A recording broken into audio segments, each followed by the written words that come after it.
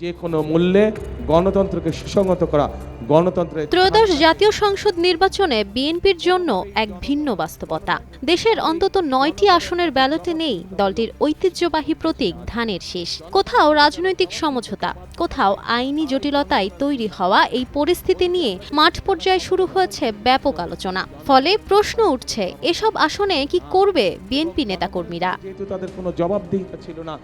দলীয় সূত্র বলছে, যুগপৎ আন্দোলনের দীর্ঘদিনের মিত্রদের সঙ্গে আসন সমঝোতার অংশ হিসেবে বিএনপি 8টি আসনে প্রার্থী দেয়নি। ফলে ওই আসনগুলোতে ধানের শীষ প্রতীকও থাকছে না। সংসদের 300 আসনের মধ্যে মিত্র দলকে এই 8টি আসন ছেড়ে দেওয়া হয়েছে।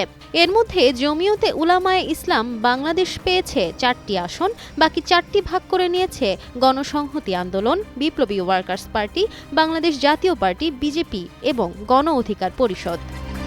জমিয়তে উলামায়ে ইসলাম বাংলাদেশ খেজুর গাছ প্রতীক নিয়ে লড়ছে সিলেট 5, ব্রাহ্মণবাড়িয়া 2, নীলফামারী 1 ও নারায়ণগঞ্জ 4 আসনে।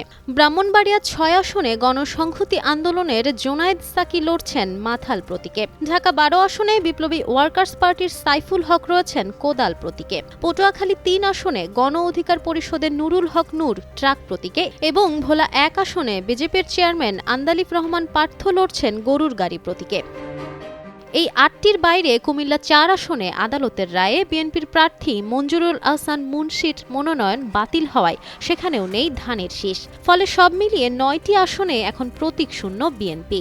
তবে মাঠে ধানের শীষ না থাকলেও রাজনীতি থেমে নেই। দলীয় প্রতীক না পেয়ে বিদ্রোহী প্রার্থীরা স্বতন্ত্র হয়ে ভোটে লড়ছেন, যদিও দলীয় সিদ্ধান্তে তাদের বহিষ্কার করা হচ্ছে। ফলে প্রশ্ন উঠছে, প্রতীক ছাড়া এই আসনগুলোতে বিএনপির নেতাকর্মীরা কোন পথে এগোবেন, আর তার প্রভাব কতটা পড়বে ভোটের অঙ্কে, সেই জল্পনায় ঘোরপাক খাচ্ছে স্থানীয় রাজনীতির অঙ্গনে।